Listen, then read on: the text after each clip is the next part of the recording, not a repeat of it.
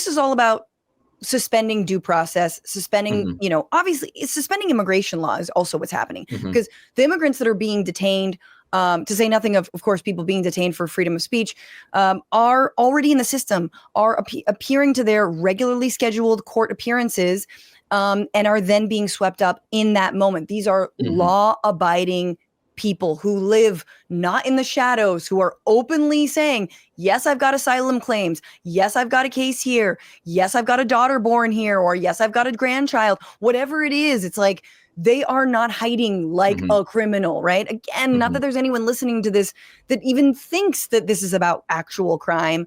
But here's Stephen Miller really putting a finer point on the idea that no, we want to suspend the ability for you to even contest your detention, which is habeas corpus. And here he is saying that. Well, the Constitution is clear, and that, of course, is the supreme law of the land, that the privilege of the writ of habeas corpus can be suspended in a time of invasion. So I would say that's an option we're actively looking at. Here he is again misquoting the Constitution. Stephen Miller has no idea what he's talking about, but he loves to twist things to benefit fascism and authoritarianism. There is something called the suspension clause, but it says that the privilege of writ of habeas corpus shall not be suspended unless when in cases of rebellion or invasion, the public safety may require it. But it also stipulates that the Constitution says only Congress can do this. This is not like a federal executive branch situation where Donald Trump and his brown shirts can unilaterally say who we're going to arrest when Congress could, if they determine that we're being invaded, but we are not being invaded. And the founding fathers, for all the jerking off that the right likes to do of them, actually put a lot of stopgaps in place to prevent any suspension of habeas corpus. But there he is. Yeah. I mean, to me, this is just like, this is what Fox News is pumping into people's minds, that like we are being invaded. It's an ongoing, consistent issue. And, I just want to throw out there that there is like this idea, specifically in the white mind of America, but I think it transcends that. I mean, it's like, let's be real. No, it's true. It's true. I just love, yeah. I mean, I just have been in Ohio with, family. It's like this is what we talk about when we're talking about white supremacy, that there is this one idea, which is mine as a white person. We all agree here, right? That if they were all just coming through Ellis Island, then it would be fine. And the issue to me is that all these people are. It's just that Ellis Island isn't Ellis Island anymore. Ellis Island is immigration court, immigration law. Exactly. The process that they are lawfully and to the best of their ability on the day doing. Yep.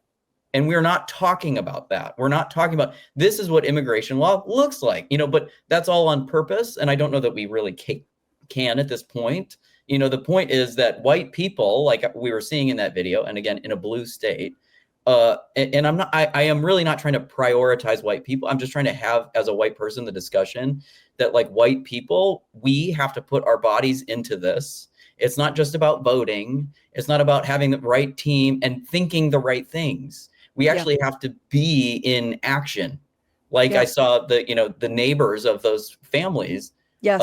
Taking video, screaming, being there, putting your body on the line, like putting the privilege that we do have on the line, because if enough of us do, then these things will change, So, I mean, to me, and that's what the mayor, that's what the mayor was calling for. Speaking of, Ras Baraka, he was like, if more people come up and stand up, because, there was folks encircling him, but if there was 4 times the number of folks encircling him, maybe he would have been unarrested. We saw that happen. Shout out to USC. They unarrested some students during their occupations and encampments for Palestine. It happens. And you're right. Like, I think if you can afford to do so, meaning you have legal status, and you've got white privilege, then that can be a huge help. And that's what the call is for, because I totally agree with you. This is not about 2026. This is about now. Right now, like, good luck. You know what I mean? Yeah. Like, good luck voting this stuff out. You know what I mean? Like, it's going to take some time But I just, yeah, we are going to have to do that, especially if you're white and you're cisgender, Yeah. like I know a lot of trans people who are putting their lives on the line for this stuff. And they are in danger, Yes. just as in danger, but that's precisely why they're doing it, and I guess I speak to these things as like a white person, like you are also in danger more so than you realize. And it's not like in this sort of what's that Handmaid's Tale way, like Right. already happening, it's already like if they're suspending it for somebody, they've already suspended it for you.